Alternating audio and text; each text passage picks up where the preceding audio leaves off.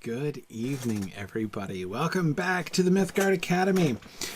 This is session number 8. Oh man, I was just noticing on my title slide here. I still have it. I'm still calling it session number 6. No, this is session number 8 of Sauron Defeated. I got the date right, but not the session number. And our second session on the Notion Club papers. That we're kind of entering into deep waters here tonight. This is, for my money, the hardest part of the Notion Club papers. And let me tell you in advance that I don't promise to have all the answers to every question that you might have about this section. I'm all sort of struggle our way, my way through this with you and see if we can, help to sort of understand it more clearly. But yeah, Kimber, I was thinking the same thing. Kimber says, after our big exploring the Lord of the Rings discussion of spiritual boulders, he laughed out loud when tonight's text brought up spiritual meteors. Yeah. I wasn't going to go there, Kimber, but I'm glad you brought that up because absolutely, clearly relevant. Anyway, okay, so first, a couple quick announcements before we get too deep in, and then a little bit of preamble, and then we'll jump into the text. So first, just a few simple announcements. We've been running a special, an anytime audit promotion on our Harry Potter class in celebration leading up to Harry's birthday, which is of course today. So today is the last day, so we only have like a couple hours, I think, left for people who wanted to get in on the special promo price for our Harry Potter course taught by the wonderful Amy Sturgis. So that's awesome class. Last chance to get it at its promo price. So yeah, happy birthday, Harry. Exactly. Second, tomorrow night, we are having a special session of the Silmarillion Film Project, special in the sense that it's out of sequence. Normally, we just had one last week. Normally, we would have one again next Thursday. We have them every other week. We moved that one up to today, or tomorrow, rather. That is this week.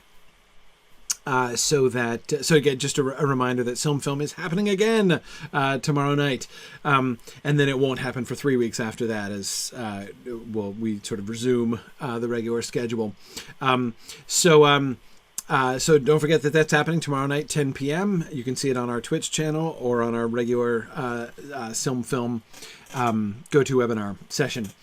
And the reason that we shifted the Film session from next week to this week is in order to accommodate finally being able to hold our Mythgard Movie Club discussion of the musical Camelot, as we look at that classic 20th century Arthurian interpretation and adaptation, which has been postponed twice, our star-crossed Mythgard Movie Club session, which I am happy to accommodate. So that's going to be on the 8th. So next Thursday, tomorrow week, at 8:30 p.m. Eastern Time, will be our discussion of Camelot. So those of you who enjoyed our Mallory discussions may be interested to discuss some of these modern adaptations.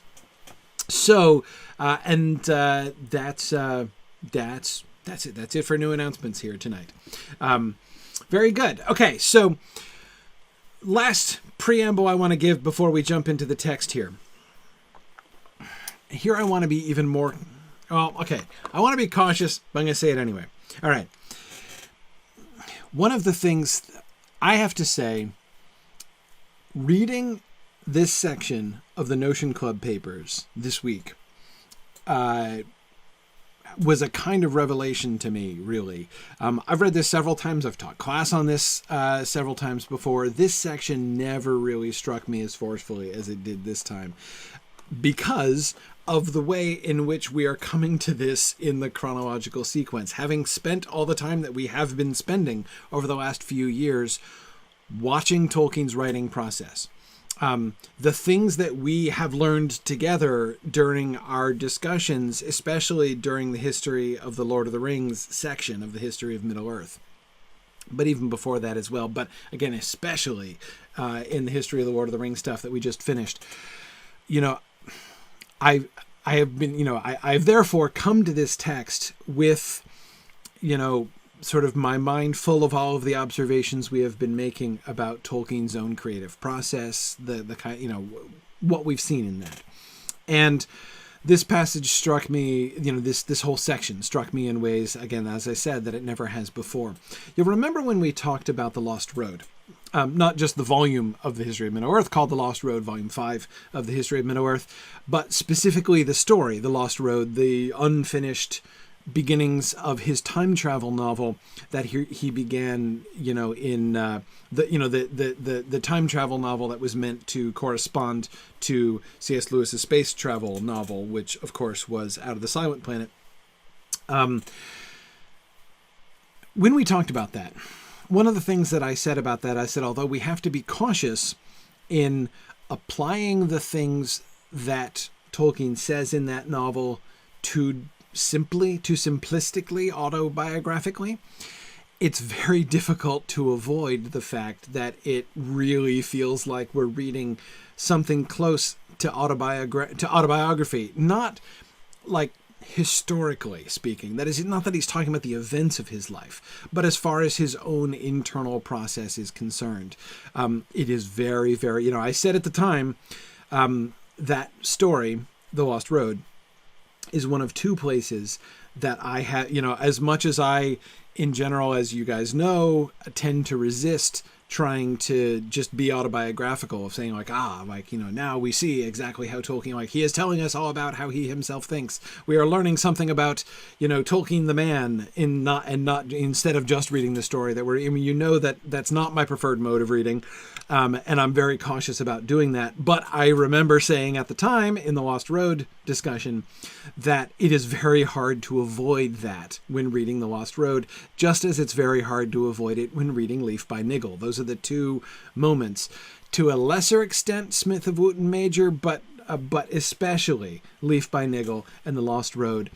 It is hard to avoid that sense that you are hearing Tolkien talking about, you know, sort of sharing what it's like for him, right? Really kind of sharing something personal. And in particular, exactly, Mary, his discussion of languages. That's, of course, the particular element of The Lost Road that I'm referring to when I talk about autobiography there. Again, not events or anything like that, or even necessarily feelings, but his relationship with languages.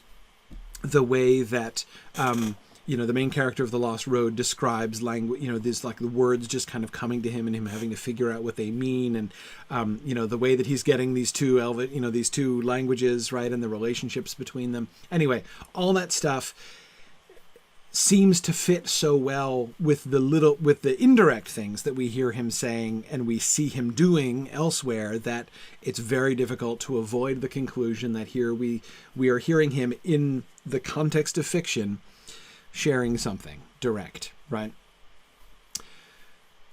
I had that same sense, that sense of autobiography, that sense of Tolkien revealing something about how he thinks and how, like, the creative process works for him. That had never struck me as forcibly with the Notion Club papers before. It's not that I never thought of it at all before, but I said at the time there are two places, right? And I named those places as Leaf by Niggle and The Lost Road. Now, coming to this as we're doing, I would have to include the Notion Club papers in that as well. Here, I think we have to exercise even more caution about being simply autobiographical, about, we cannot simply say like, oh yeah, Raymer is Tolkien, like when he's having Raymer speak here. Just as I was suggesting that perhaps his critique of C.S. Lewis was being embodied in the character of Nicholas Guildford last time, is he putting in the mouth of Raymer during this section something of his own experiences?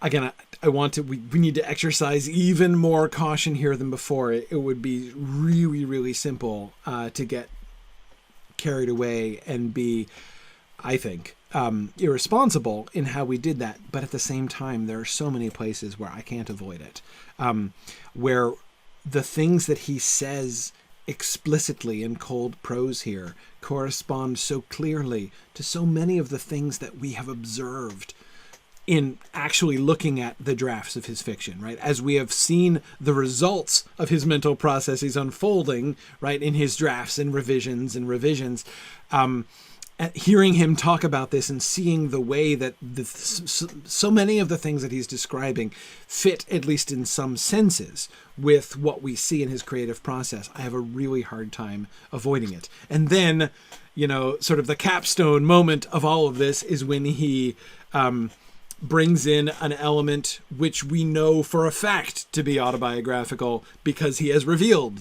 that explicitly autobiographically before. And I mean, of course, the vision of the wave. We'll get to that, hopefully, tonight. But anyway, also quick warning, no way I'm getting through all of today's reading. 0% chance of that. I had higher hopes when I originally made the schedule. I got like halfway through the reading that I assigned for today's class, and I'm like, no way. We need to take a little bit more time with this. This is dense stuff that we need to work on. Yeah. Stephen, exactly. That is a really good way to, a really good kind of caution, right, to issue at the beginning of this discussion. He does allow some of himself to enter into his characters, but that doesn't mean that every bit of the characters is him. Absolutely.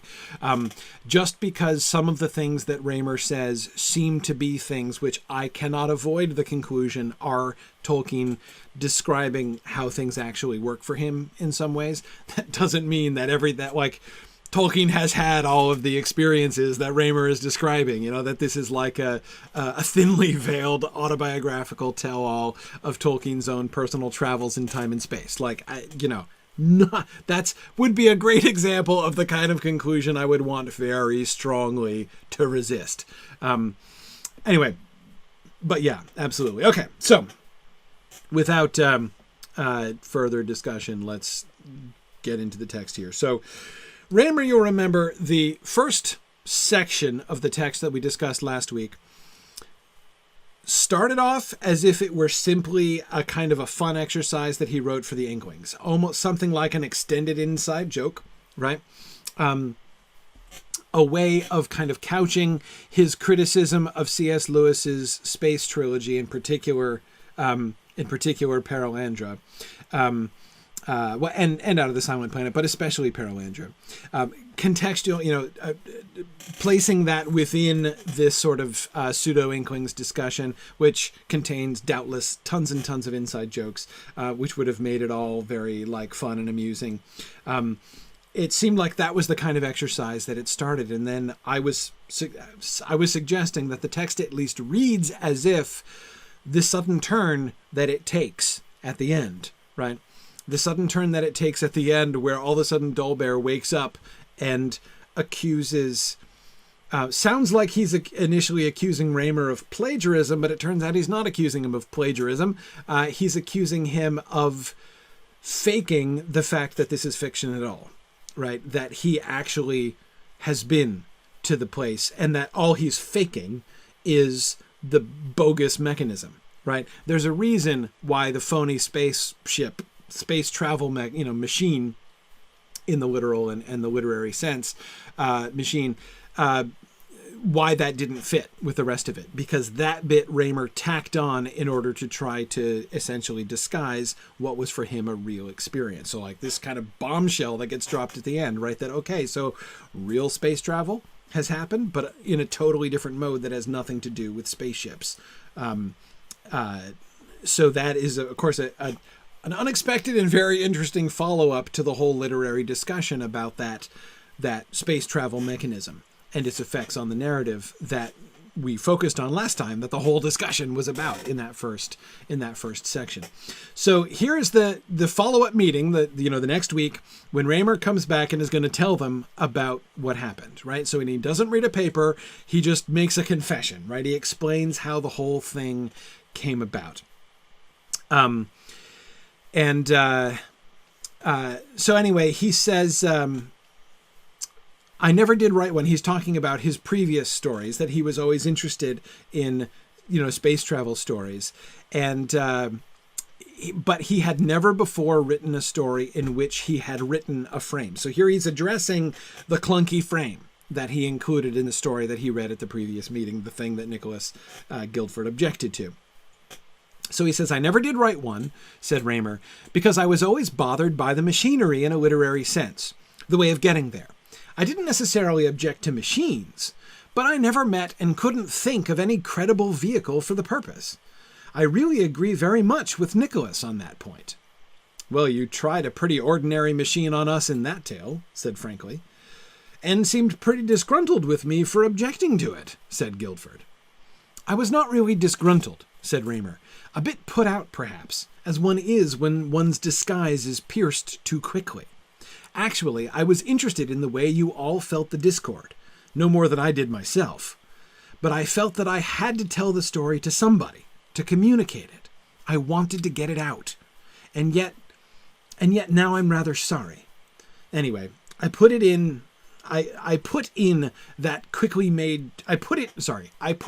that is his story that he wanted to share and communicate. I put it in that quickly made cheap frame because I didn't want to discuss the way I came by it, at least not yet. But Ruthless Rufus, with his 3rd degree, has landed me here. Yes, he has, said Dolbear, so get on with your confession. Okay, he had been wanting to share the story, didn't want to actually tell the truth about how he came by the story, about how he came to experience what he is telling, which is a real story, not fiction, right? And that's of course what Ruthless Rufus, that's what Dolbear perceived in his sleep before, right? So that's how. So it was Dolbear who had the insight that was the explanation for the disjunction. There was a reason that the frame, the travel mechanism, did not seem to fit with the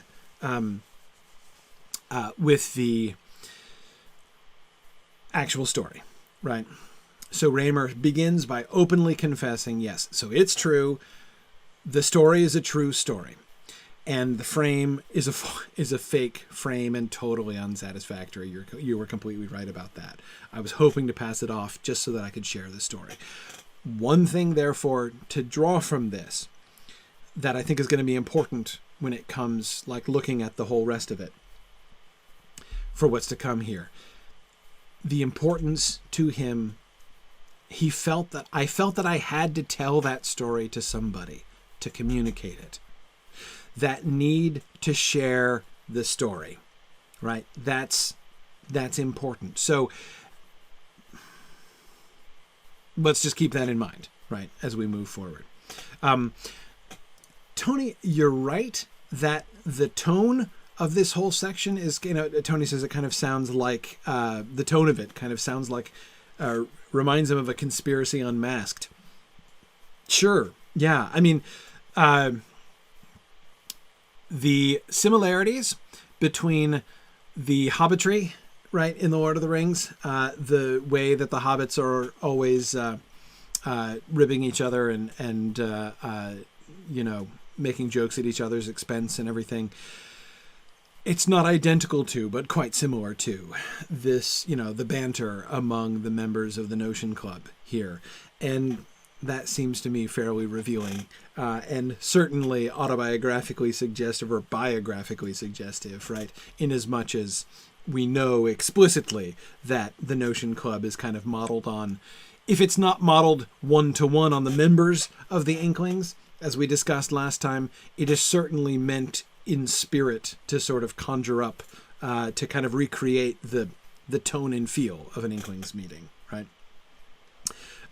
So yes, that and so Tony, that the conclusions that suggest themselves, right, about hobbitry and the way in which the hobbits relate to each other in the Lord of the Rings is fairly suggestive, right?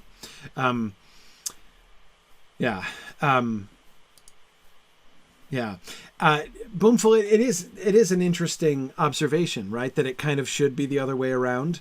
that his claim of what really happened should be the thing that should be unbelievable, and the fiction that was crafted should make sense, right? Should kind of work. I do think, Boomful, that it is interesting. The lack... He does not by any means suggest that all of the members of the Notion Club are like completely down with everything that Raymer says, right? There are skeptical looks and remarks made by the members of the Notion Club, but it is equally clear that the claims that Raymer is... The claims made by Raymer are very remarkable, right? And there is, at the very least, a very significant degree of patience shown to them, at the minimum, right? And that seems to me an important observation to begin with, right? When thinking about the context of Raymer's confession here to the group. Yeah, Devora asks, do I think it's significant that Raymer's real mechanism is sleep and Dolbear is always sleeping and understanding everything? Do I think that that's significant? Yes. And Devora, of course, they come to tease him about that, right? You know, they come to make jokes about Dolbear's sleeping all the time during their meetings and like yet experiencing things and stuff. It's one of those things, Devora, which like sounds like a joke at first, but like even as they're making the jokes, it's like, except it's not actually really completely a joke, right? It cannot be a coincidence, Devora, right? It absolutely cannot be a coincidence that the one who perceived most clearly what was really happening here was the one who was asleep the whole time the story was being read, right? What sounds like a sort of a throwaway joke from the first section, the fact that Dolbear, through long association with the Notion Club, right, has developed the ability to snooze throughout the sessions while still absorbing what's going on around him, right? Yeah, that just it kind of sounds like it sounds like a joke, right? However, it immediately in this section ceases to be mere humor, right? To be mere witticism directed at Dolbear, and possibly through him at Havard, right? Who seems to be the one most plainly connected to Dolbear.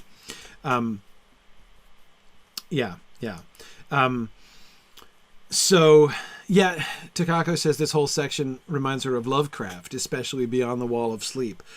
You know, I think that would be a really interesting comparison. Thinking about Tolkien's dreaming stuff here, and comparing this stuff, comparing the Notion Club paper stuff with Lovecraft, I actually think would be very interesting. Anyway, okay. Let's keep going. All right.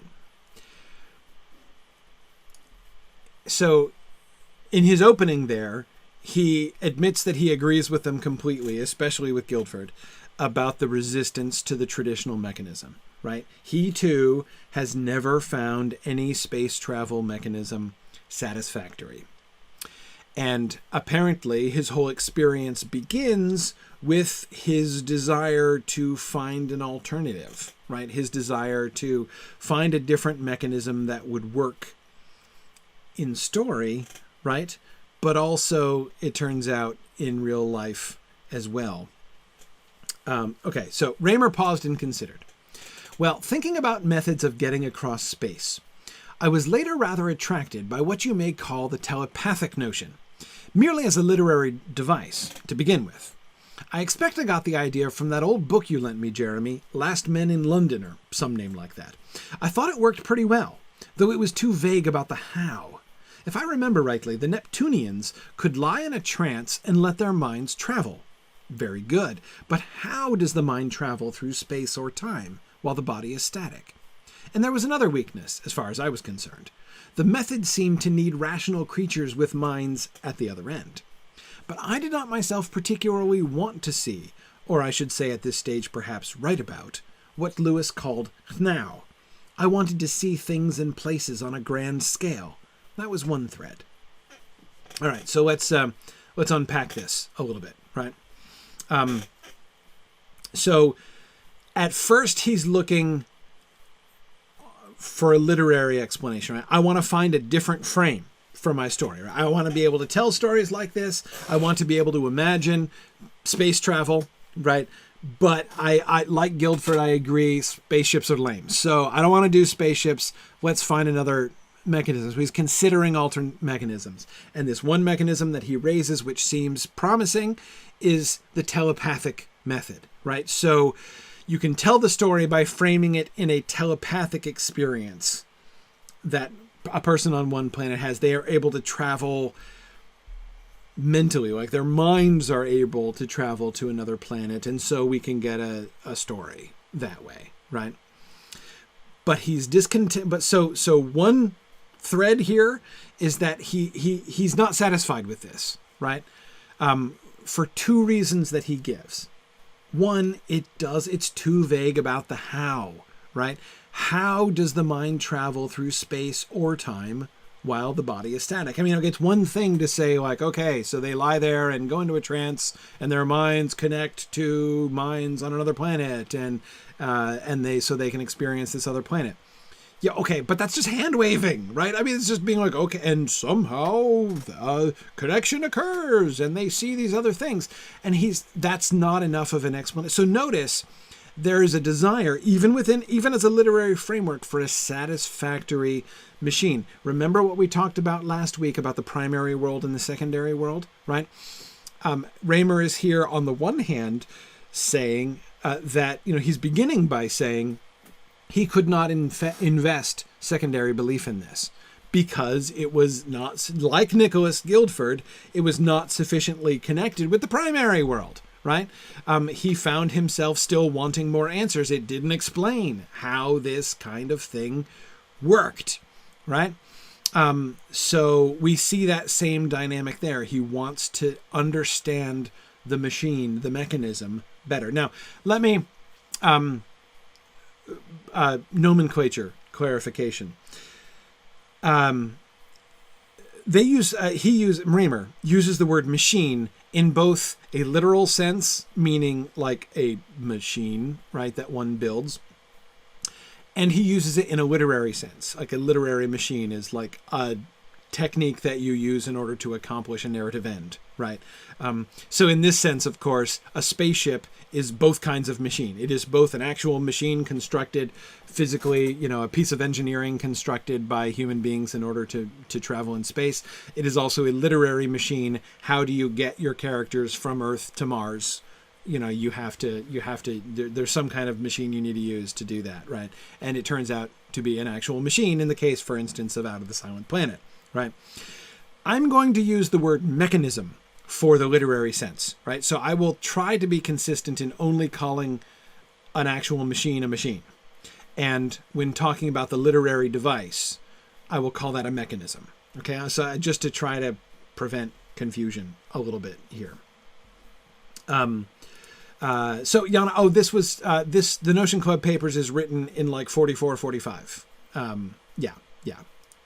Exactly, Tony. Machine in that second sense is a plot device. That's a synonym for machine, a literary machine in that sense. Yes, exactly. But I agree, Takako. Tolkien does seem to enjoy the wordplay, right? When your machine is a machine, right?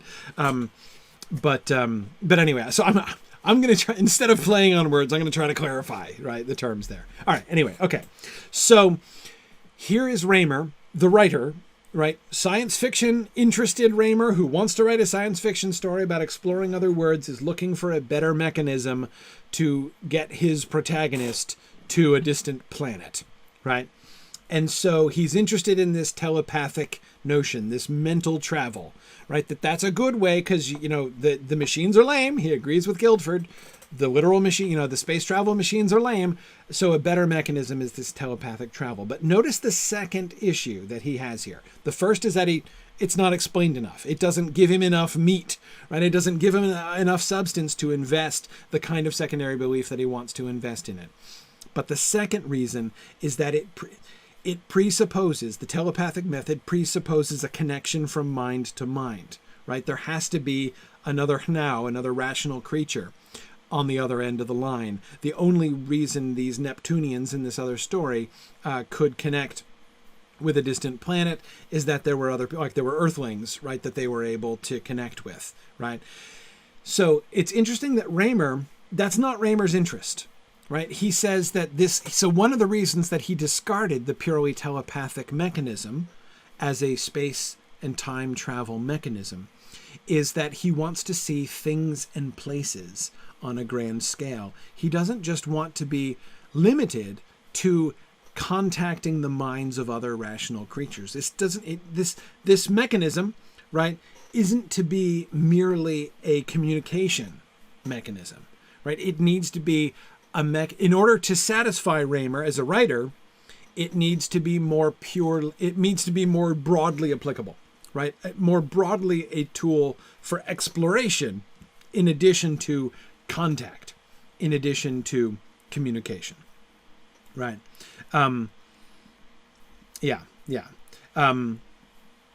Yeah, good. Okay, so yeah, he wants windows on his mind ship. Yeah, he wants to be able not just to establish like a two-way connection. He doesn't just want to do this kind of, I don't know what, this like, he doesn't just want to FaceTime with aliens, right? He wants to be able to explore with his own mind, in his own mind, right, in his own persona. Like in the persona of his protagonist, he wants his protagonist to be able to explore the world, even if they're even an uninhabited world, right? Because of course, at the very least, even if there were some way in which you could establish this telepathic connection with another rational being and then explore freely, right? Go into exploratory mode and just travel around the countryside. You couldn't do it at all with a non-populated planet, right? Yana,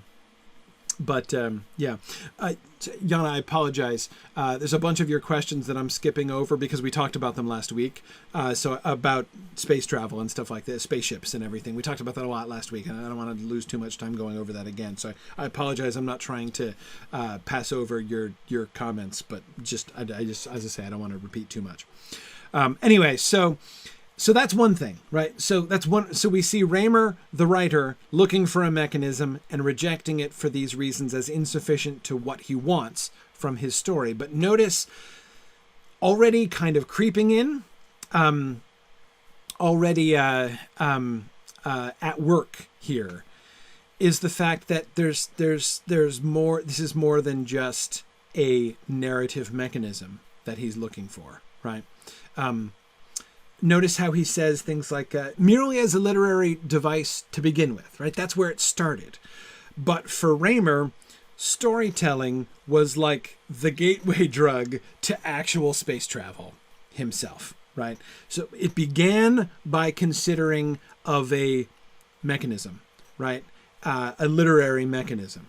And it became an exploration in his own person of these actual techniques, right? So notice by the time we get to the end, even of just this paragraph, right? When he's saying, notice how the transition happens, right? First he says, merely as a literary device to begin with. Then he says, but I did not myself particularly want to see, or I should say at this stage, perhaps write about what Lewis called now, right? I should say, really, it was still about writing, but we can see already his own personal desires creeping in there. And then even in the next sentence, I wanted to see things and places on a grand scale. Oh, in his story, presumably, right? But we can already see the way in which that desire is already well past, merely spilling out into his own perspective and into his own, and, sort of running into his own desires here, right? Okay. Two other quick, two other things. Tony's asking about the capitalization of space and time. I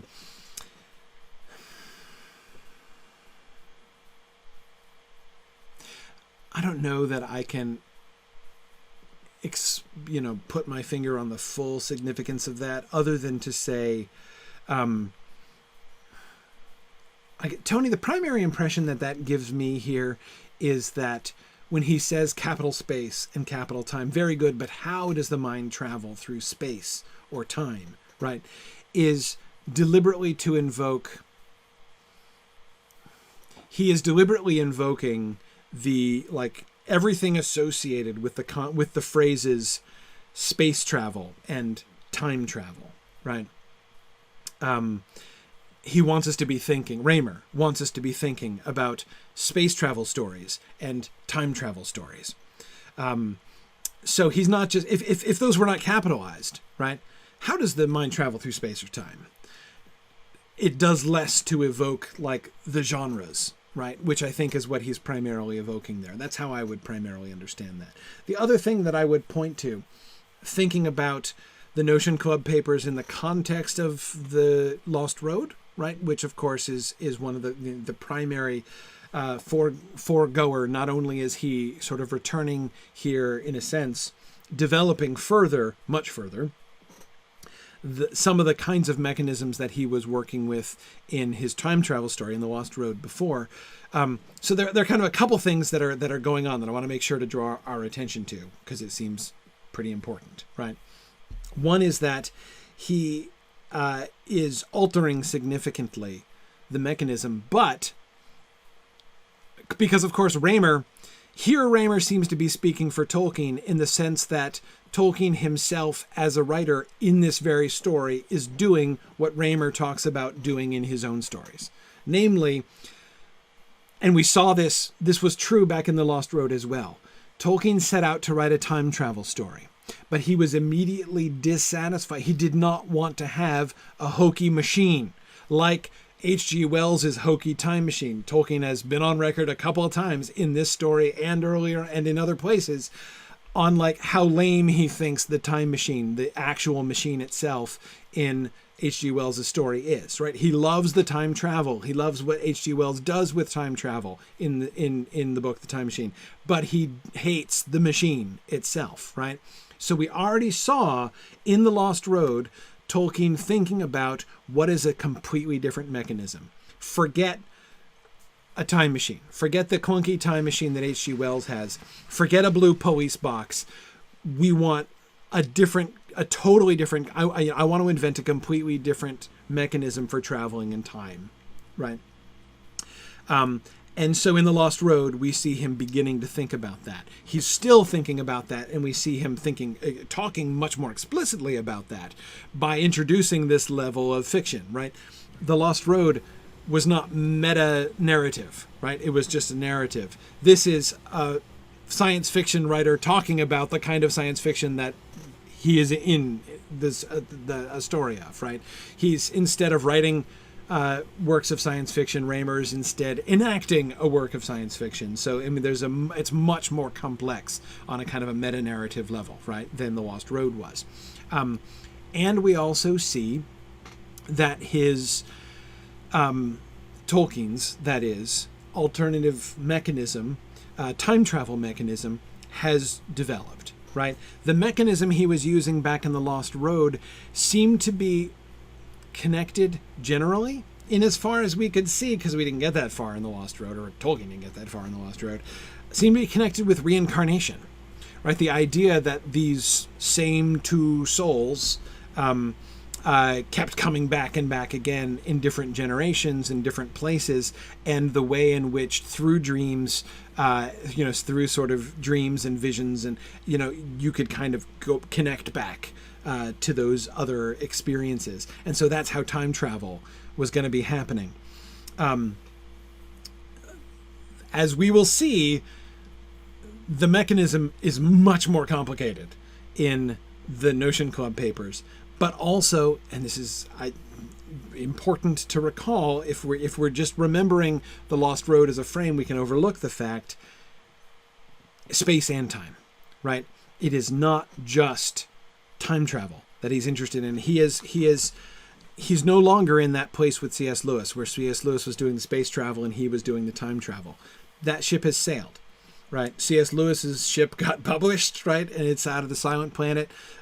That moment is gone for Tolkien. And instead, he's now taking up a completely new project, which embraces both of those things, both space travel and time travel. So that's important to remember here as well, that Tolkien is writing a space travel story in the Notion Club papers.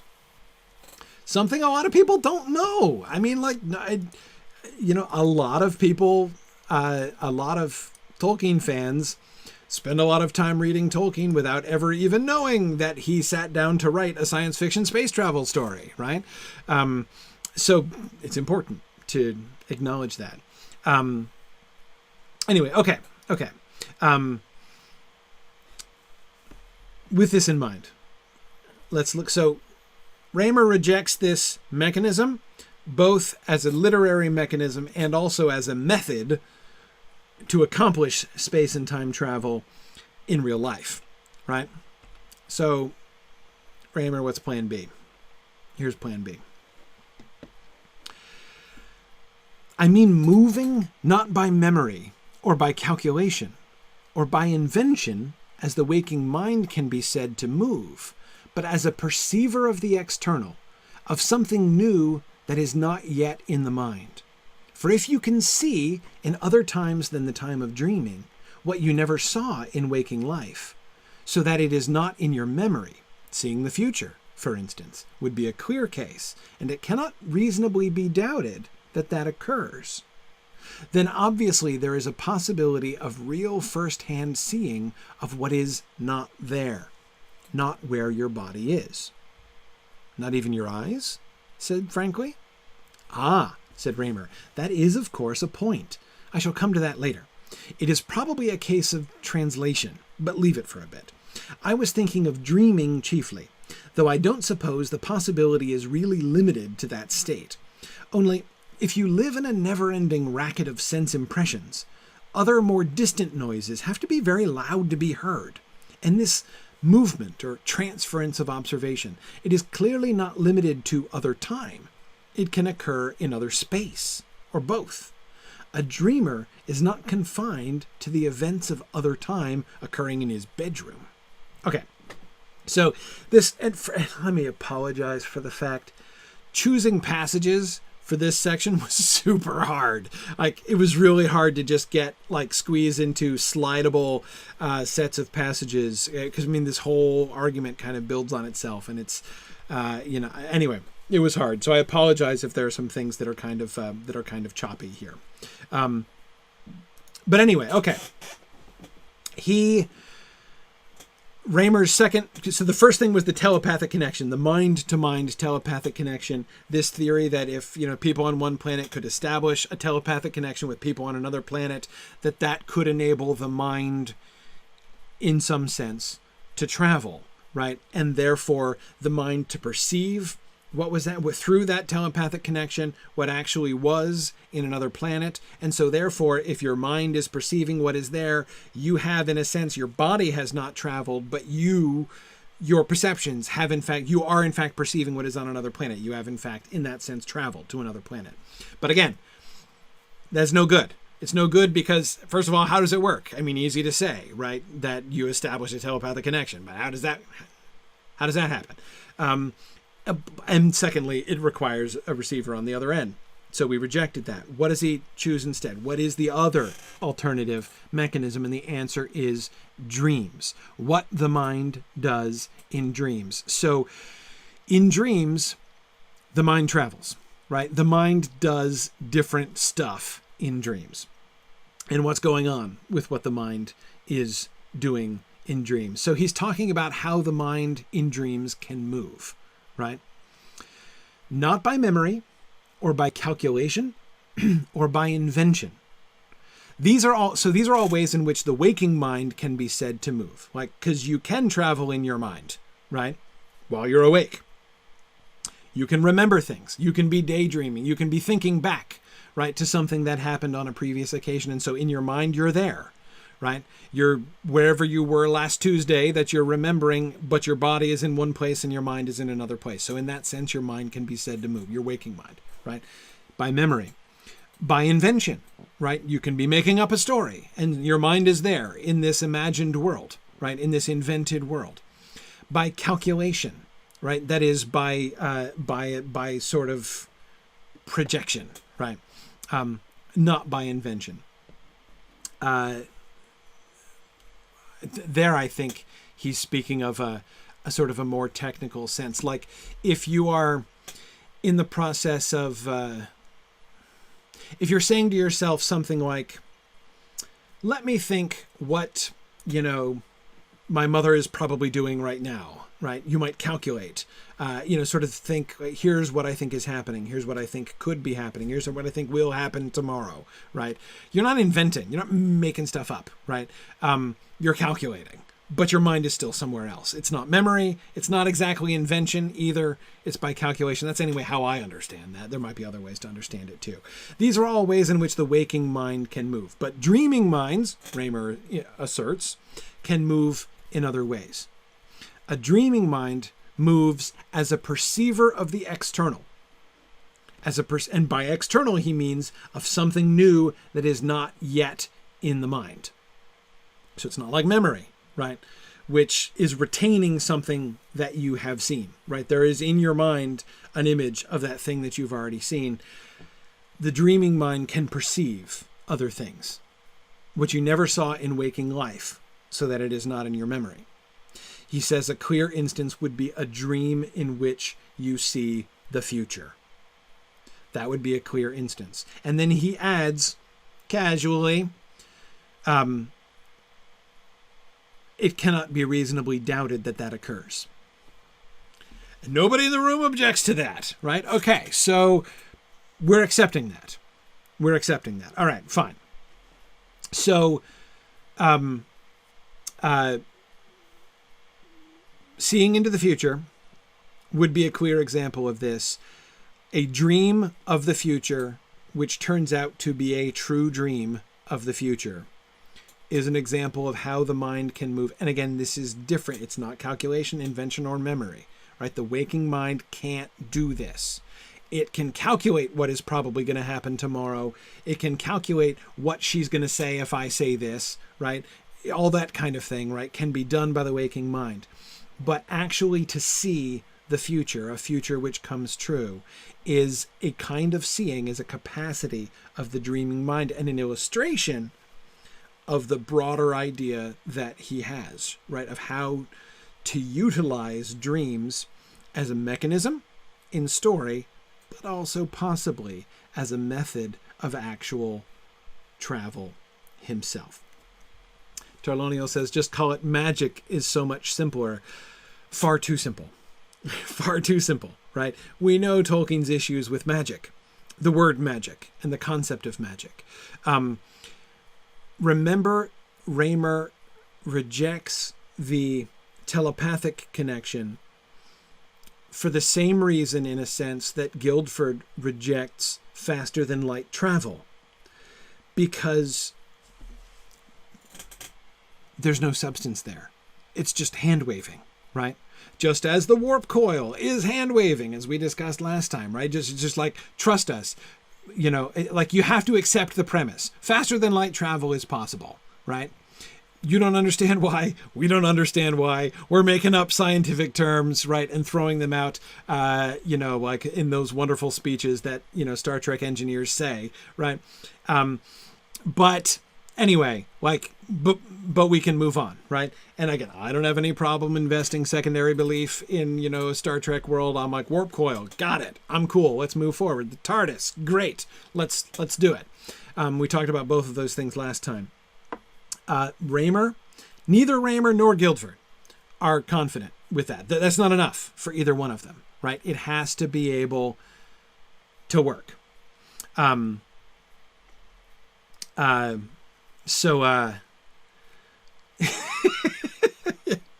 Karita says, I've never been high, but whenever I talk or think about space and time travel for too long, I feel like I have been. I hear you, Karita. As I said, this whole section is challenging. But anyway, my point is, Torlonio, to say a better mechanism is magic, right? Remember, Guildford said he prefers an old-fashioned waving of the wizard's wand. Rather than making up a phony spaceship, which nobody believes in, he says, just give me a wizard and call it magic. That's preferable. Not because it's more believable, but because it's exactly the same thing, but kind of more honest, right? Instead of pretending to compromise with our desire to understand how this could happen as those do who make up spaceships. Again, this is Guildford's argument, right? Just be upfront about it. Just say poof, in a puff of smoke, you're suddenly in another planet and have done, right? But to do that is merely to dodge this question. And Raymer and Guildford, and by extension, Tolkien, clearly have no interest in merely dodging this question. This is a very detailed look into this. Okay.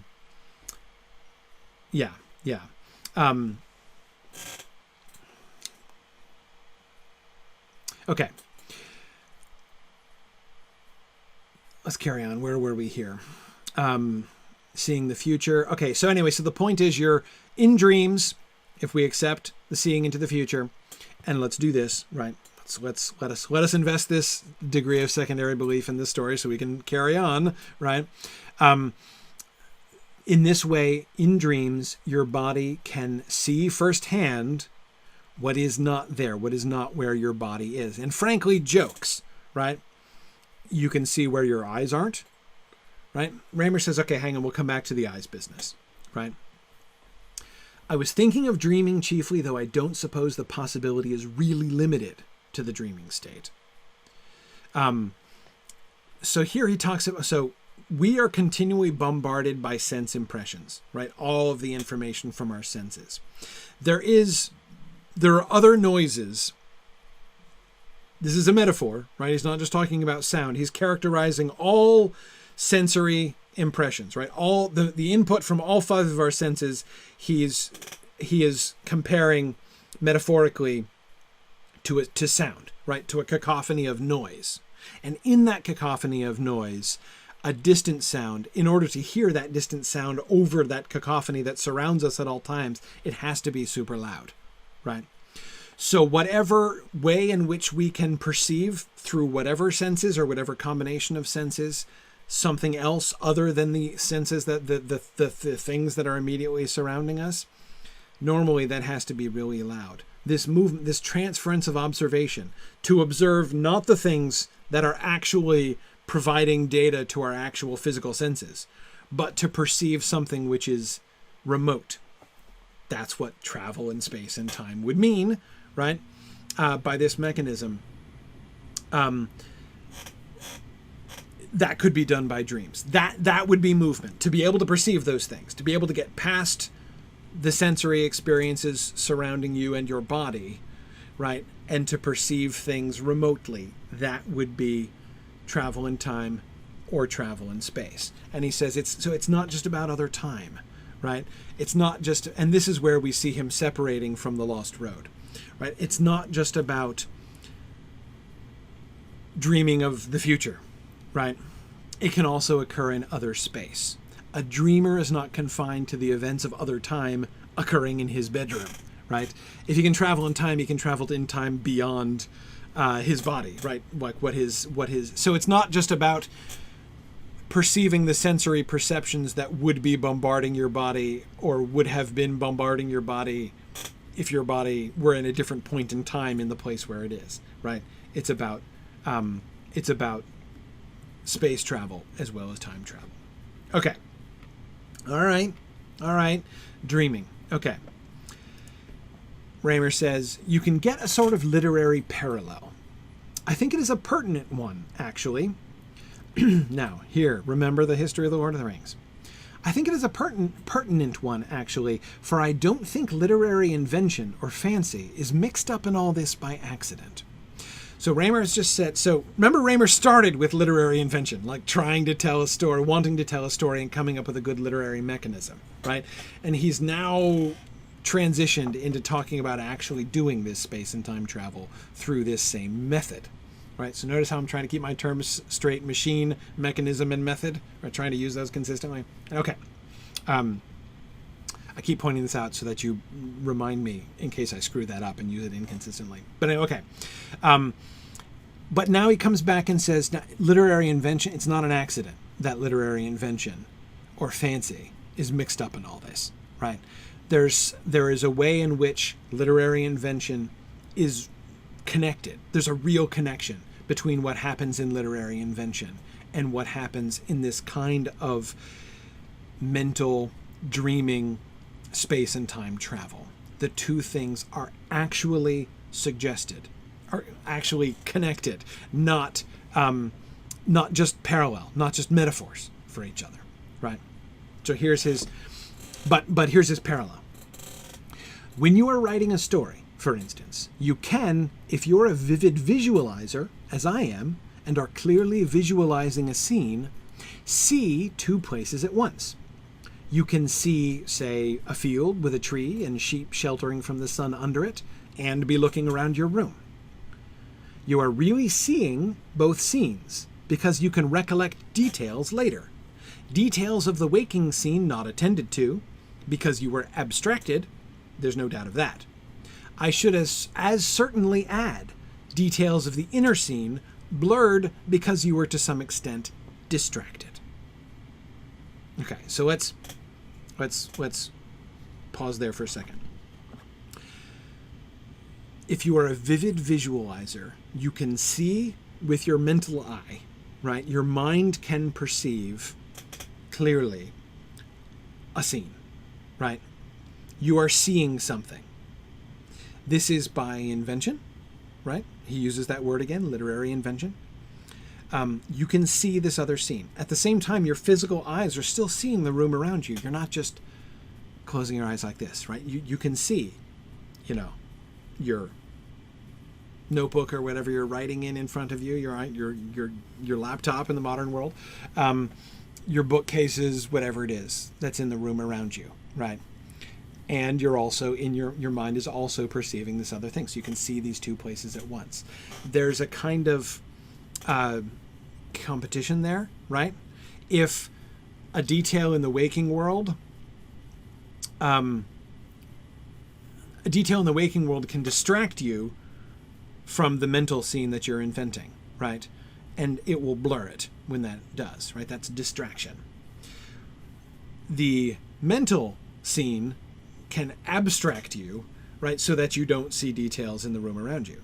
That's easy. That happens all the time, right? How many times have you been totally unaware of something that happened in the room right around you because your mind was somewhere else, right? Your mind is on this scene. A vivid visualizer, right? Raymer says that he is a vivid visualizer. As far as my own visualizing goes, I've always been impressed by how often it seems independent of my will or planning mind at the moment. Often there is no trace of composing a scene or building it up. It comes before the mind's eye, as we say, in a way that is very similar to opening closed eyes on a completely waking view. I find it difficult, usually quite impossible, to alter these pictures to suit myself. That is my waking purpose. As a rule, I find it better, and in the end more right, to alter the story I'm trying to tell to suit the pictures. If the two really belong together, they don't always, of course, but in any case, on such occasions you are really seeing double, or simultaneously. You tend to associate the two views, inner and outer, through the juxtaposition of them, though the juxtaposition of them may be, usually is, their only connection. I still associate a view of a study I no longer possess and a pile of blue and yellow covered exam scripts, long burnt I hope, with the opening scene of a book I wrote years ago, a great moraine high up in the barren mountains. It's just that there can be an association between these two things, which often sticks, right? By the way, my closest parallel to this, I don't have this experience of vivid visualization in making up stories that Tolkien does. But you know what this makes me think of, and I bet many of you have had this experience too. For my fellow audiobook listeners, how many times when you reread an audiobook that you have really loved, when you come to a particular moment in an audiobook, can you immediately picture where you were and what was surrounding you at the time you first listened to that book, right? And so create this kind of associate. I mean, there are books that I'll be like, you know, this passage from this book will come up and I will always associate this passage with exit 5 on the New Jersey Turnpike, right? Because that's where I was, you know, passing exit 5 on the New Jersey Turnpike when I read that, you know, when I first heard that passage. I was seeing that, right? I was that's what my waking eyes were seeing. But of course my mental vision was seeing the scene from the story, right? Yeah, exactly. Karita says, I tiled our shower while listening to Dracula. Oh, absolutely. No, Karita, I have listened to the Dracula audiobook dozens and dozens of times, and I can still tell you exactly where I was on multiple chapters. I could tell you exactly where I was the very first time I listened to that book. Anyway, okay. But notice what Tolkien does in the first part. Notice what Raymer says in the first part of that paragraph, right? Sound like anything? Sound familiar at all? Often there is no trace of composing a scene or building it up. I've always been impressed by how often it seems independent of my will or planning mind at the moment. It comes before the mind's eye, in a way, as we say, that is very similar to opening closed eyes on a completely waking view. It doesn't feel like I'm inventing it. It feels like I'm discovering it, right? That's exactly what we have heard Tolkien say again and again and again about his stories, right? Exactly, Mary. Just like when Tolkien says, I have to find out what happened. Not, I need to make up an ending to that story. I need to find out what happened, right? And those times when, like, he's like the picture that he sees a horseman coming down the road behind the three hobbits, right? Bingo, Frodo, and Odo, obviously, right? You've got Bingo and Frodo and Odo, and there's a horseman coming down the road. And what happens? It's Gandalf, right? No, it's not Gandalf. Notice he says, I find it difficult, usually quite impossible, to alter these pictures to suit myself. That is my waking purpose. So there's a horseman coming down the road. His first plan, his waking purpose is this is Gandalf, right? And the hobbits are going to surprise him. As a rule, I find it better and in the end more right to alter the story I'm trying to tell to suit the pictures. He realizes, no, that's not Gandalf. It's not a white horse. It's a black horse. It's a cloaked black figure on a black horse. And I don't know who it is. I've got to learn what that picture means. In the end, it's more right. It's better. It's more right to alter the story to suit the pictures. So, don't try to force it to be Gandalf. Find out instead who this black-cloaked rider is, and you get the Lord of the Rings, right? And yes, Tony, I agree. Tolkien's illustrations, Tolkien's paintings, speak very clearly of what a vivid visualizer he is, as do the pages and pages and pages of landscape description in Tolkien's prose, right? So what Tolkien is what Tolkien is putting in Raymer's mouth here, this is one of these passages, which again, this passage never jumped out at me before, but having just done the history of the Lord of the Rings and reading this passage, I was like, holy cow, whoa. This sounds as autobiographical as the language bits in The Lost Road, right?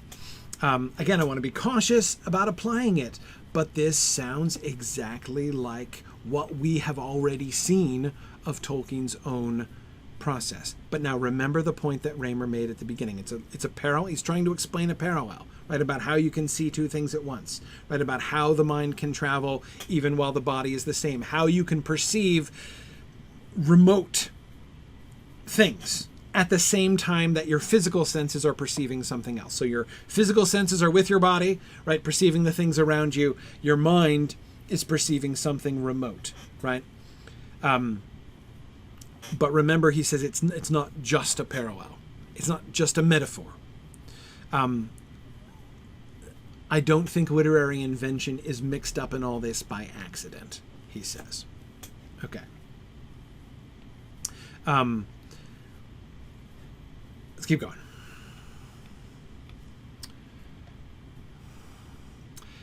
Exactly, said Raymer. I don't remember exactly what he's saying exactly too. For of course by this time I was really thinking more about traveling myself than writing a travel story. But I didn't want to die. Right, so he was thinking about how, like, of course, the mind goes elsewhere when you die, right? And he's like, that didn't seem like a great method, right? I didn't want to die, and I thought that all I could do was to refine my observation of other things that have moved and will move, to inspect the history of things whose paths have, at some point of time and space, crossed the path of my body. The mind uses the memory of its body. Could it use other memories, rather records? What kind of record of past events and forms could there be? In the time sequence, the disintegration of a form destroys the memory, or the special record, of the history of that form, unless it has got into a mind first. The fragments, right down to the smallest units, no doubt preserve the record of their own particular history, and that may include some of the history of the combinations that they've entered into. But take a haunted house, for instance. Take a house, interrupted Jeremy. All houses are haunted. What does this make you think of? A couple different things here. Okay. Let me start with my last question. What does this make you think of? Think about Legolas and Hullen, right? As Legolas passes through Eregion. Think about those spirits resident in what we are wont to call inanimate things in the world of the Lord of the Rings, right? Think of Legolas's comment about the stones remembering the elves, right, that lived there. The trees and the grass, oh, not so many trees, but anyway, the grass doesn't remember, right? Only the stones remember, right? Raymer's discussion here, potentially, right, could be understood as a kind of explanation for that mechanism. Why? Why doesn't the grass remember the Noldor of Eregion, right? Because in the time sequence, the disintegration of a form destroys the memory or the special record of the history of that form. The trees and grass that were around that knew the elves, right, who retained some kind of memory of their interaction with the elves, have all long since been destroyed. Only the stones still remain. And the stones remember how they were built by the elves, how they were delved by the elves. Exactly, the grass is too short-lived, Mary. That's exactly it, right? So, exactly. So, Veronica, that theory of residual hauntings, the memories of stones, bricks, and physical structures, is exactly where he's going with the haunted house, right? Now, he's going to argue that a haunted house, which is haunted by the memories of the things that was in it, is going to cease to be a haunted house. It's going to cease when it ceases to be a house, right? If you pull it all to bits, and put it back together again, rebuild it with take those same exact materials and build them together into another house, it's no longer going to retain the same memories, because what it is, like the individual elements, like the bricks used to make the house, the bricks might have a memory themselves, but it won't be the memory of the house, because the house, the corporate entity, what those things combine to make, has been destroyed, is no longer there, right? The memory of the brick might remain, but it won't be the same as the memory of the house, because the house has a different, separate kind of identity, kind of memory, right? Okay, so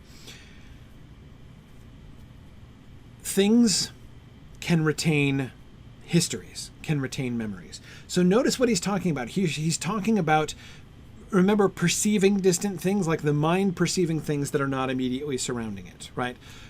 Just as, hearing something distant through or despite the cacophony of sense impressions that immediately surrounds you, right? So the mind being able to connect when I'm closing my eyes while I do this, right? Because it's about being able to ignore the input that's directly to the body and to be able to perceive the much fainter input, right, from these other things, right?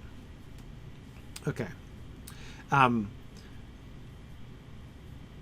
I thought that all I could do was to refine my observation of other things. That's what he's talking about, right? Other things that have moved and will move. So how can I do this? How can I move? How can I get my mind to move in time? How can I connect to other times without there being another now there, right? What is the mechanism that would really work? Refining his observation so that he can perceive, right? So that he can receive, perhaps would be better to say, so that he can receive the record, the memories of these other objects. If this object has traveled places and been places, right? If I can be, if at some point in time they cross the path of my body, so like if I'm there next to a rock, like Legolas in Holland, right? Legolas passes through Holland and there he and those rocks are there in the same place at the same time, right? Since they're there at the same time, Legolas can listen to them.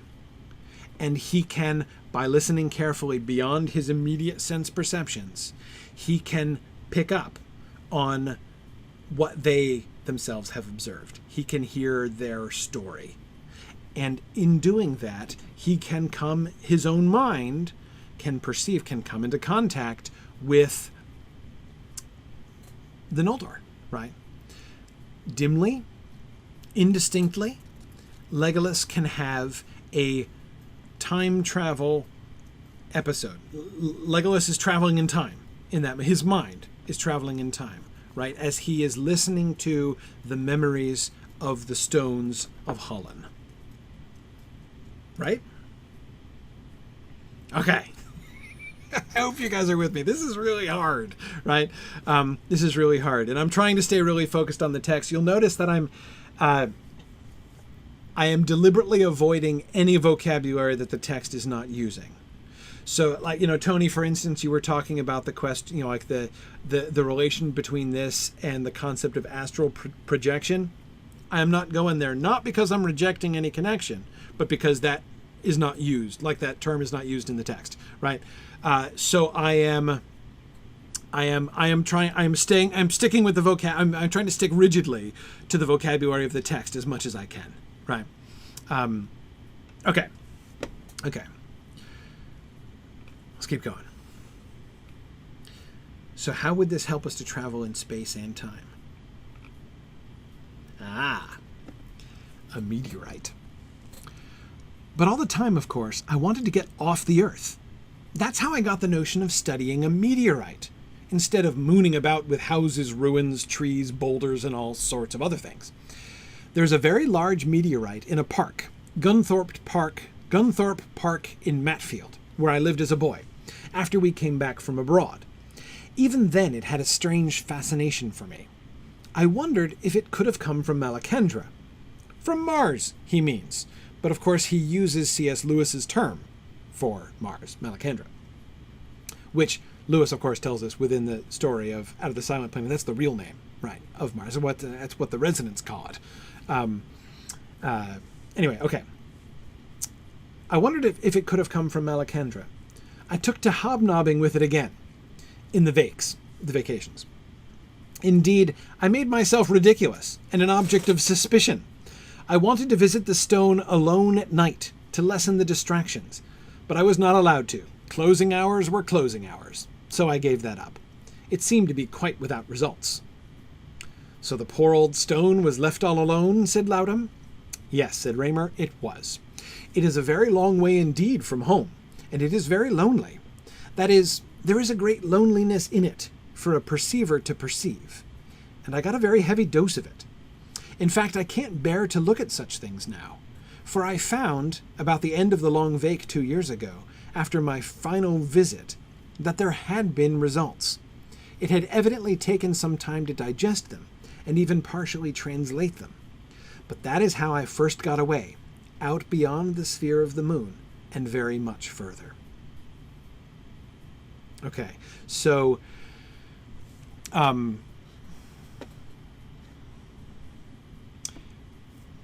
okay. So the mechanism. What is the mechanism, right? He was discontented. Raymer was disconnected with the telepathic method because it didn't say enough about how. How do you lie down on Neptune and create a telepathic connection with somebody on Earth, right? How does that work? Here is his, so this is giving us the answer to this. He's been building up to this answer to this question. And the answer is, how is the mind enabled to travel? By perceiving things that are really there, by perceiving the memories and associations of physical objects which retain those memories. If you can commune with a stone, right, your mind can connect to, can travel with, can perceive, and therefore travel to the places and times that the stone has been to, right? And if it's a meteor, right, then you can, in principle, travel to, connect to, hear from, all of these other ways of thinking about it. You can, well, let's start more neutrally. You can receive the data, right? You can receive the impressions of the stone. You can hear the stone tell its story, in a sense, metaphorically speaking, right? Now, you might ask, what does this have to do with dreaming? Wasn't dreaming the mechanism? We rejected telepathy with another now, and Raymer had instead decided that dreaming was the mechanism. And the answer is going to be, which is what we're getting to here, the dreaming mind, remember, is able to perceive things that the waking mind is able to do. It has forms of perception that the waking mind does not have. And so in particular, what the waking mind is able to do is kind of process this stuff, to connect with these things better. It is the dreaming mind that is able, it is through dreams that the mind is able to travel. Untrammeled by the waking rational mind, right? It is able to take these impressions that have been received, right? These perceptions that have been received from the meteorite and from other physical things and whatever else. Those distant stimuli that are too faint to be heard by your waking senses, right? But if you can train yourself to try to receive them, they're there, right? They are within your mind. Your mind has received them. Your waking mind might not be able to do much with them, might not be able to take that stuff and sort it into something which would be like travel, right? Your mind actually being able to see the landscape that this stone has once been in, right? If you're talking about a rock or a tree, seeing the times that the tree has seen. You're looking at a 400-year-old oak. You're looking at an oak that like remembers Oliver Cromwell, right? You're not going to be able to see Oliver Cromwell with your waking mind, even if you have, perceived the perceptions of that tree, right?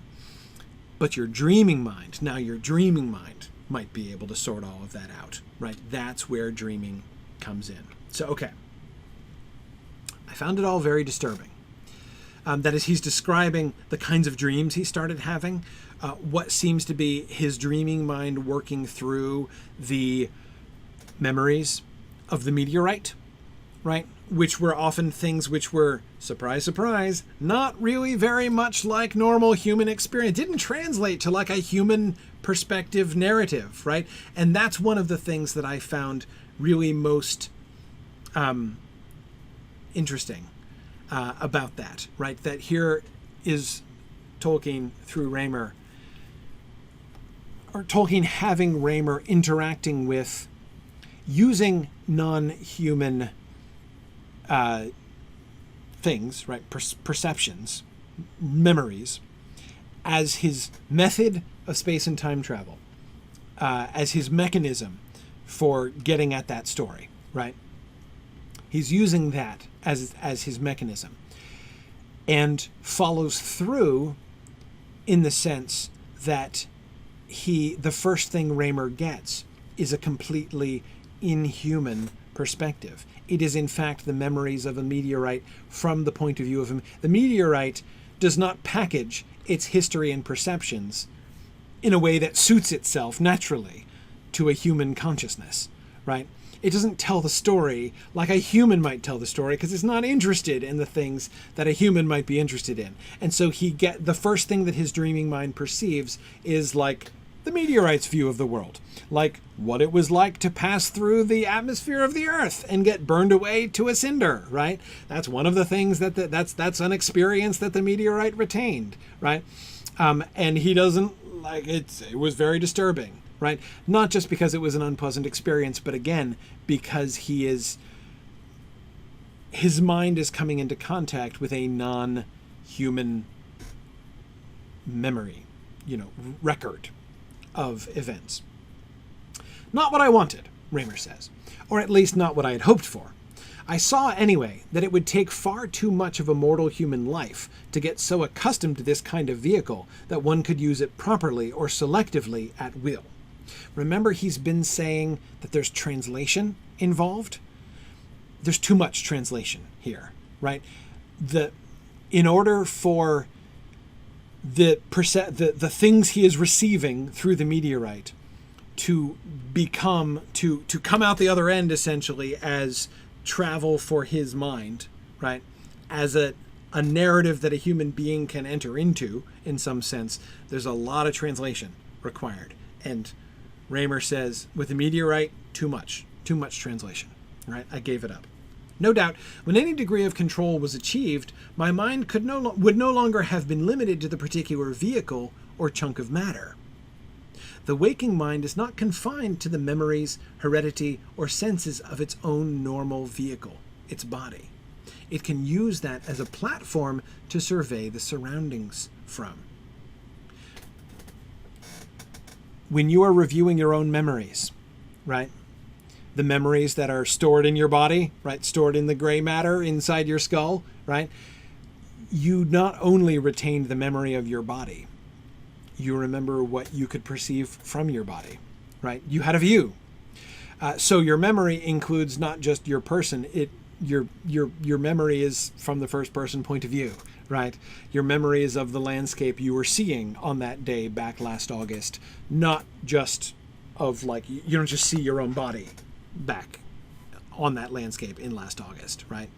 So similarly, if you could manage it, right? If you could achieve a degree of control, if you could orient yourself, right, properly to the perspective, to the point of view of the meteorite, right? If you could attune yourself to it properly, you would not only see the meteorite, you would see what the meteorite could see, right? You could experience what the meteorite experienced, what could be experienced from the meteorite. If that translation were possible, if that degree of control could be attained, in theory, space and time travel would have been possible this way, right? You could use the meteorite, as a platform to survey its surroundings. In theory, you could, in your mind, through your dreams, because it's only the dreaming mind really capable of processing all this, in your dreams, you could travel to Mars, if Mars is indeed where the meteorite came from, right? So probably it could, if it ever mastered another vehicle, it could survey in some fashion other things where the meteorite, say, came from, or things it had passed in its historical journey. But that second transference of observation would certainly be much more difficult than the first, and much more uncertain and inefficient. Do you see what he means by the second transference? The meteorite passed another meteorite. Two meteorites passing in space, right? The meteorite A, the meteorite from Matfield or wherever the town was, right? The Matfield meteorite would also perceive, it would receive the perceptions, the historical record of meteorite number 2, right? And so, if you could attune your mind through your dreams to sorting through and translating into human comprehensibility, I should say, the history, the story, the narrative, the life of the Matfield meteorite.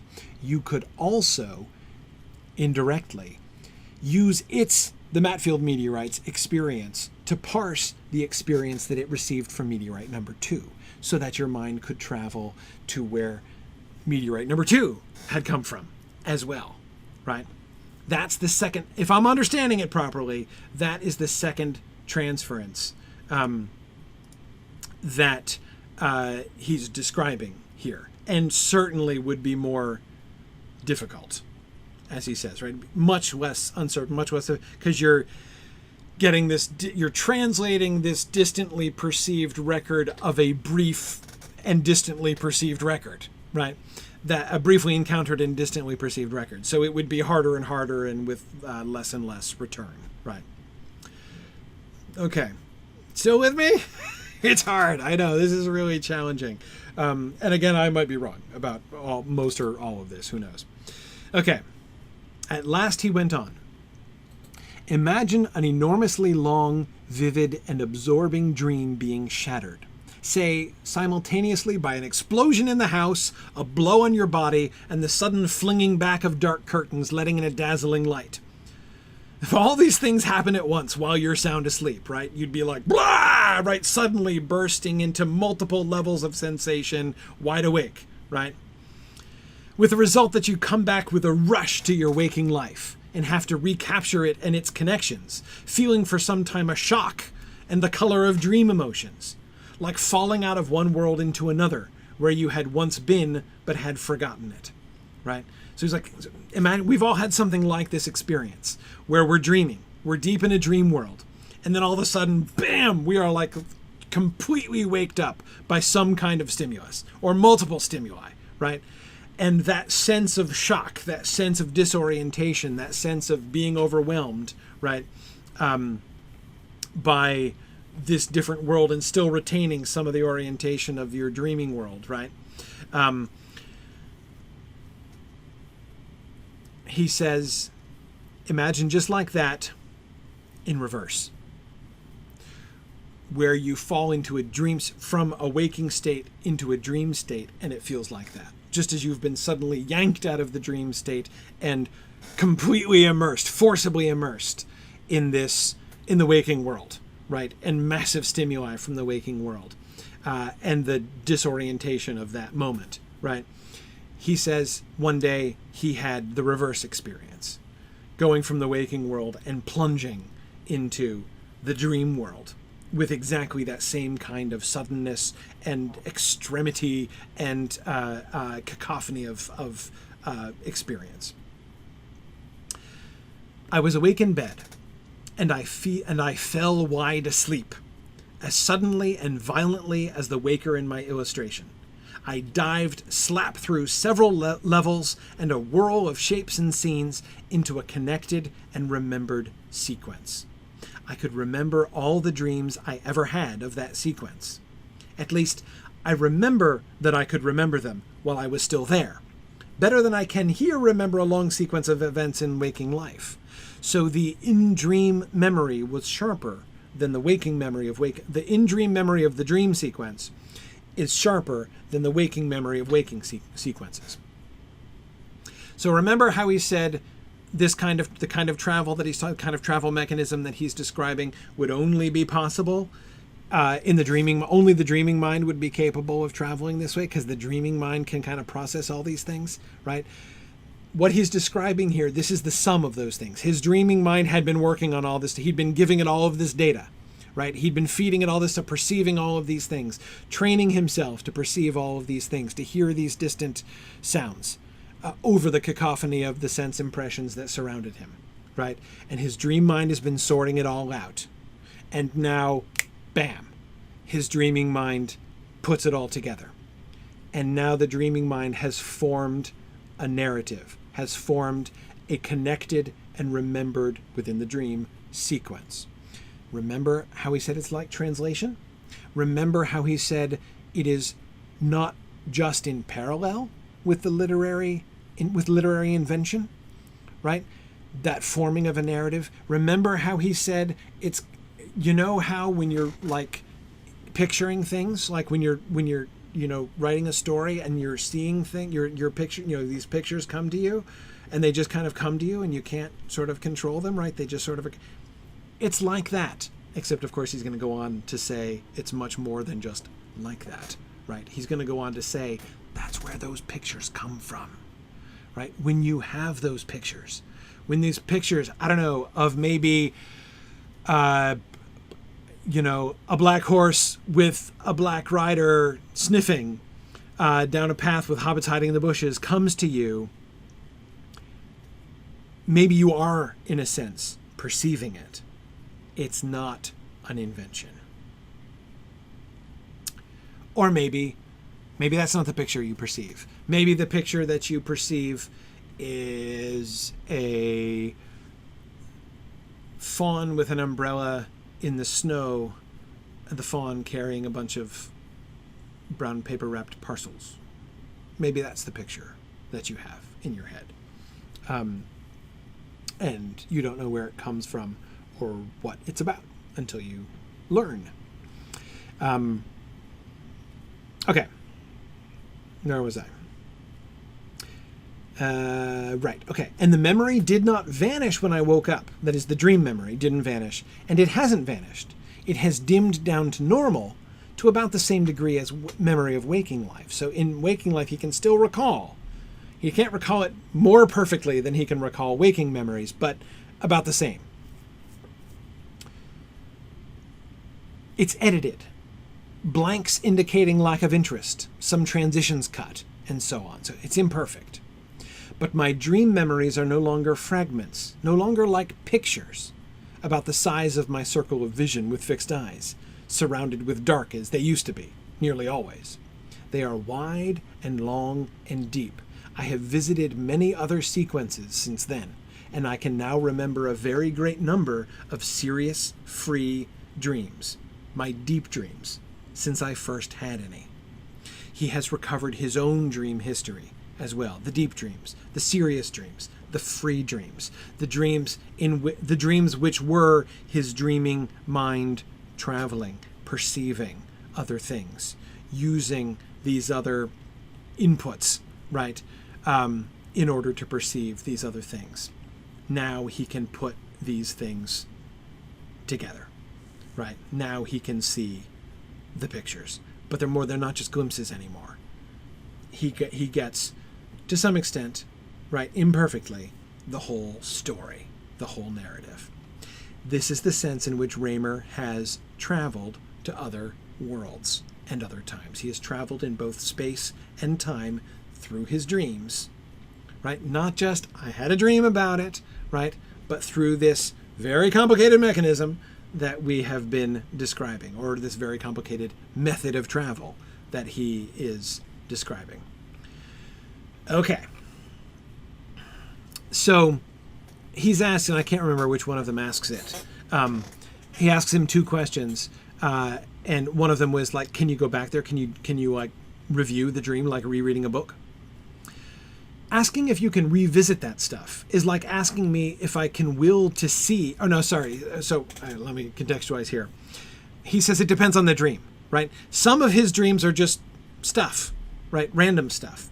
Like, when you are doing a chore all day long, right? Like, so Karita, if the day that you retiled your shower, right? If you had a dream that night about tiling a shower, probably not a real significant dream. Right? This is just your sleeping mind processing the things that it was receiving from your waking mind all day long, right?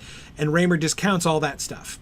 There's a bunch of noise in dreams, right? Which are merely your dreaming mind dealing with stuff that's coming from your conscious mind, right? So when he says, his answer to the question, can you revisit dreams? He starts with this clarification. Deep dreams, yes. Free dreams, the meaningful dreams, these dreams which are perceived narratives outside my own experience, yes, not the other stuff. So asking me if you can revisit that stuff, the waking mind stuff, is like asking me if I can will to see, not make, rain tomorrow, or will to be waked up again by two black cats fighting on the lawn. But if you're talking about serious dreams or visions, then it's like asking if I shall walk back up the road again last Tuesday. The dreams are for your mind events. So can he have the same dream again? No. Just like you can't walk up the same road again last Tuesday. Last Tuesday is never happening again. You can go back to the same road on a different day, right? You can remember in your mind walking up the road on Tuesday, but you can't walk up the road on Tuesday again. It's an event. It's a thing that happened, right? And so his serious dreams, the visions, are like that, right? They are events. They're not just, it's not a TV show that you can queue up again. The dreams are for your mind events. You can, or might, waking desire has some effect, but not much, go back to the same places and times as a spectator. But the spectator will be the you of now, a later you, still anchored as you are, however remotely, to your body time clock here. But there are various complications. You can reinspect your memories of previous inspections, for one thing, and that is as near to dreaming the same dream over again as you can get. The closest parallel is reading a book for a second time. For another thing, thought and invention go on in dreams. A lot of it. And of course you can go back to your own work and take it up again. You can go on with the story making, if that is what you were doing. Okay, so you can return to dreams and go on from them. You can't just go and have them again. Again, you can remember walking up the road last Tuesday, but you can't walk up the road last Tuesday again. Similarly, you can go back and sort of see the dream events again, but it's not the same thing as having them again. You won't be there again. You will be observing them from a new point of view again. Notice the last point. Notice the last point. By the way, Stephen, the early stuff that I was talking about, like about Karita tiling her shower, right? That very much fits in with medieval dream categories. That was, if I'm remembering correctly, an insomnium I was describing, what they would have categorized as an insomnium, which is an insignificant dream in which you just recapitulate what your waking mind was dealing with in the previous day. But yeah. Anyway, Yana, you're right that reinspecting your memories in fact changes the original memory, and Raymer himself here seems to be aware of the kind of, I think it's one of the things he's sort of getting at here about the loss. Like you can reinspect the memory and you can reinspect your reinspections of the memories, but you can't just be there again. You can't. There's a lot lost there.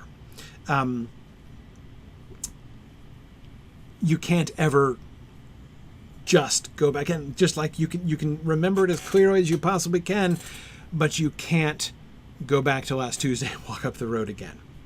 But notice this last point, because this last point comes back to a point that is going to be, again, very interesting in thinking about Tolkien's own writing process. In dreams, the dreaming mind does not just passively perceive things. That is one thing that happens. Invention also goes on in dreams. The dreaming mind also makes stories. There is a creative process that the dreaming mind itself also undertakes.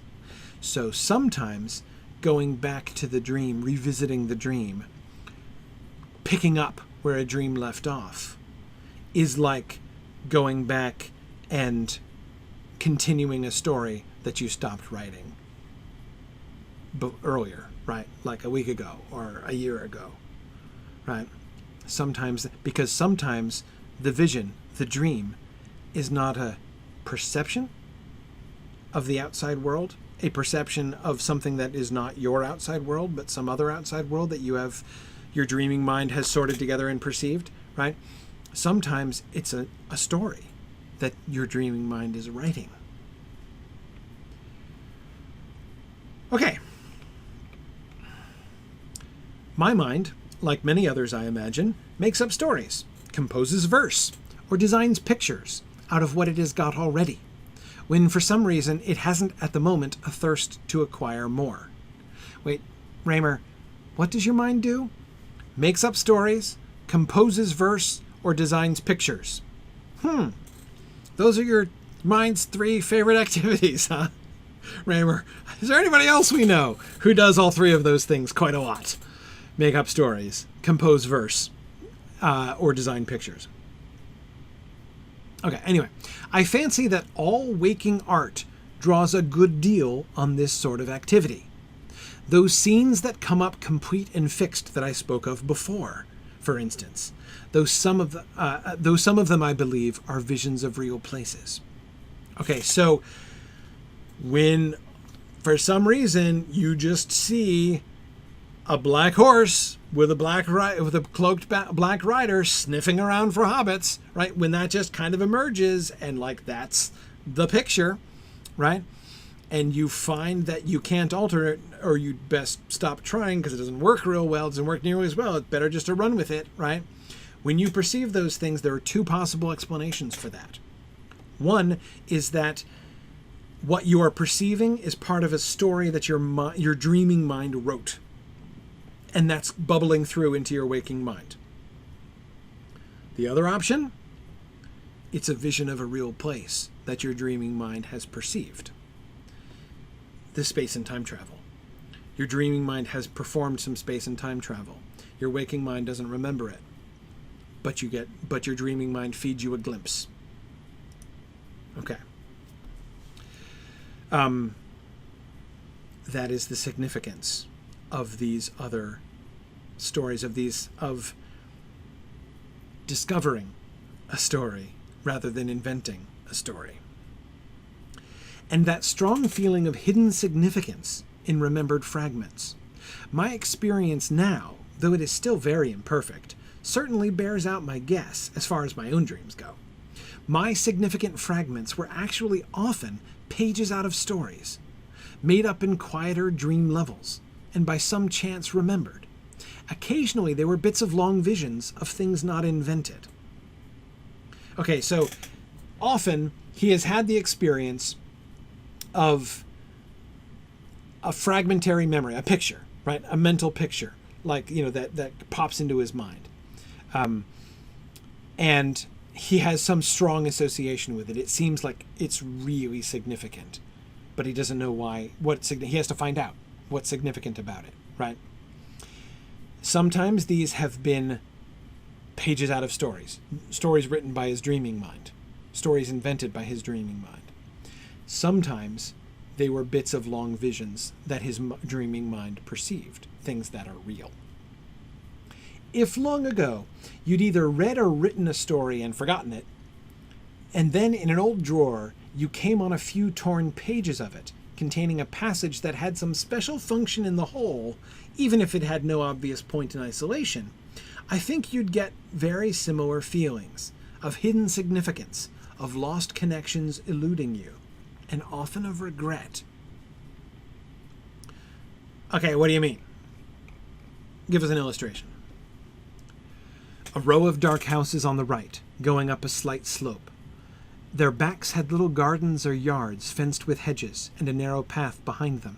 It was miserably dark and gloomy. Not a light in the houses, not a star, no moon. He was going up the path for no particular reason, in a heavy, aimless mood. Near the top of the slope he heard a noise. A door had opened at the back of one of the houses, or it had closed. He was startled and apprehensive. He stood still. End of fragment. Okay, now one of the things he's pointing to here is like, this is the picture, right? This is the picture that's in his mind, and he can't explain it, and he doesn't understand it. But here's what's especially weird about it. So he had this picture in his head, right, which he didn't get. He didn't know the whole story. But the weird thing was that he had this association. Like, when he woke up from the dream in which he saw this fragment, he was really happy. Like, there's nothing intrinsically in this fragment by itself to suggest joy and amazing happiness. But he knows the significance of this picture is happiness. And he's like, why? Wherein lies the joy? This doesn't sound joyful. It doesn't look joyful. There's no matter how I scrutinize it, I can't find joy there. So what's the explanation? Notice his impulse, Raymer's impulse, is not to do a symbolic analysis, right? Like, let me allegorize it in order to find how it amounts to joy. That is not his impulse. His impulse is to say, it only makes sense when I'm able to put it into its larger narrative frame, when I learn the whole story, of which that was part of a story that my dreaming mind made up. Eventually, I got access to the whole story. The story that scene came out of is known to me now, and it's not very interesting. Apparently, it's one I made up years ago, somewhere in the 50s, at a time when, while awake, I wrote lots of things of the sort. I won't bother you with it all. It had a long and complicated plot, mainly dealing with the 6 Years' War, of course what we know as World War II, but it wasn't very original, nor very good of its kind. All that matters at the moment is that this scene came just before a lover's reunion, beyond the hope of either the man or the woman. On hearing the noise, he halted, with a premonition that something was going to happen. The woman came out of the door, but he did not recognize her till she spoke to him at the gate. If he hadn't halted, they would have missed one another, probably forever. The plot, of course, explained how they both came to be there, and neither of them had been before, but that doesn't matter now. The interesting thing is that the remembered fragment, for some reason, ended with the sound of the door and the halting, but the emotion left over was due to the part of the story immediately following, which was not remembered pictorially at all. It wasn't part of the fragment. But there was no trace of the emotions of still later parts of the story, which did not finally have a happy ending. So he gets a picture, and he knows this picture is significant. He knows it's associated with joy. What is the true meaning of this picture? Okay, 2 things here, and we'll finish after this. There's more, but we're already deep enough, and we're not going to come to the end anyhow, as I said at the beginning. So we'll stop after this. Let me just kind of try to point out the take-home messages here. First, I see a fragmentary picture in my mind's eye, right? My dreaming mind has fed me this, and I know it has a certain significance. That is joy, right? What does it mean when you say to find out the meaning, the significance of that picture? What does that mean, right? The first thing I would emphasize, it doesn't mean that it is significant with a capital S, right? That it is important, that it is archetypal, that it is mythic, right? It doesn't mean that this is a key element in a super important story, that it reveals some secret, right? Or perceives some truth. No, it has a significance, but not that kind of significance. It has a significance in that it is part of a story, right? And that story went in a particular direction, right? There is an answer to the question, why is happiness associated with this moment, right? It doesn't make any sense. Well, it does if you read the whole story. If you read the whole story, you'd know there was about to be a lover's reunion, beyond the hope of either one of them. It's like a eucatastrophic moment, right, for the protagonist of this scene. That's why it's associated with happiness, because happiness immediately follows.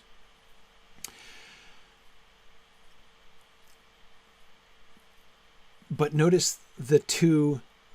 So it's significant in one sense, but it is not significant. There are 2 other, arguably more important senses in which it is not significant. It is significant because it is part of a larger story. There is more to the narrative, which you can learn.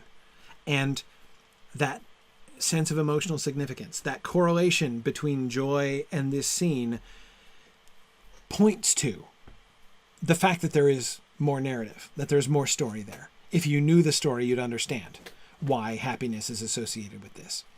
That is the sense in which it is significant. But there are 2 bigger ways in which it doesn't mean it is significant. First, it doesn't mean that it is not significant in the sense of telling us the essence of the story, right? The joy that lay behind this scene tells us he's like, no, it wasn't a happy story. The story didn't have a happy ending, right? The little eucatastrophe that was happening here, at the end of the day, yes, it doesn't say it doesn't matter, but it's like that wasn't the point of the story. This wasn't the conclusion of the story. A story didn't have a happy ending, in fact, right? So the fact that knowing the whole story helped you understand so you perceived a significance of this scene, but the significance doesn't mean you've got the heart of the story. You have the whole essence. It's not that kind of significance. It is also not significant in an even bigger and broader sense. That is, when he learned the whole story, he found out, actually, this story kind of sucked. Actually, I didn't like this story. I thought this story was a bad story. So it's not important. Like it's not like, in this picture, I woke with this picture, and this picture must be of like, if only I could recapture this story, I would have this wonderful masterpiece. Like I was given the key to this amazing story that I will never recover. Nah, that wasn't it, right? It wasn't an amazing story. And it wasn't the key to the mundane story that it truly was. But there was significance there. So what do we take from this? You know what? One of the things we take from this is it is the dreaming mind that perceives, right? It is the dreaming mind that is able to do the space and time travel, right? But there is another layer of translation, right? The waking mind has to interact with this. And there are things to be discovered. There are things that the dreaming mind sees, lots of things, but it doesn't like sort them, the dreaming mind. So his dreaming mind made up this story. His dreaming mind invented this story. This is a story composed by his dreaming mind. But it wasn't a very good story composed by his dreaming mind, because his dreaming mind is, at the end of the day, not a literary genius, At least not an infallible literary genius. Sometimes his mind perceives real things, but not all the time. So the way in which this gives us a glimpse not only of the power of the dreaming mind, but the limitations of the dreaming mind, and the way in which you have to be careful in how your waking mind is relating to the dreaming mind. You can't draw rash conclusions about like the significance of things, because sometimes it's not like that. Okay. So this is at least a good start in trying to understand the literary mechanism that Raymer is exploring here, and that Tolkien is exploring here. This is, Tolkien's mechanism for space and time travel not involving spaceships or TARDISes, right? And we're beginning to see how this works. Let me remind you here at the end where we're going to. We are getting to Numenor eventually. We're going to end up in Numenor. So let us recall that as we are following Tolkien down the very complicated and difficult to follow paths of Raymer's metaphysical explorations here, right? But also, of course, I urge you to remember these autobiographical things which seem to be welling to the surface here. Ways in which Tolkien is, at least within this fictional narrative, right, trying to contextualize, recalling and sort of, at least fictionally, characterizing the experiences that he himself seems to have as an author. And that's going to get ratcheted up a step when he starts talking about the dream of the green wave. Remember that the recurring dream of a green wave, a towering green wave sweeping across a landscape, catastrophically sweeping across a landscape, is a recurring dream that Tolkien himself actually had. That is autobiography. He has stated that that was autobiography. And that his son, before they talked to each other about it, also had the same recurring dream. Exactly. Mary was just recalling that same thing. The connection between him having the dream and his son having the dream helps to give us a window into the mechanism that he was beginning to employ in The Lost Road. Here, it's a lot more complicated than that, but we'll still see some of that kind of thing. Okay. Good? We good so far? We'll try to pick this up next week. Fortunately, I will be here next week. I'll be away the week after, so I'm hoping to come to a better stopping place than this at the end of next class before I'm going to be away for a week. But we'll see what we can do. Thank you, everybody, for your patience today. I hope that this helped. And again, I am not, I want to again be cautious about my own assertions here. There are many things here that I might still be misunderstanding. I might not have perfectly followed Raymer's description and Tolkien's thought, but that's the best I can give you about what's going on here so far. All right. Thank you, everybody. See you guys next week. We shall pick up with Raymer again next week. Thanks, everybody. Bye now. The Mythgard Academy has been offering in-depth discussions of awesome books and films since 2013, completely free to attend and free to download. If you've enjoyed our discussions and would like to help them continue, please consider donating at signumuniversity.org/fund.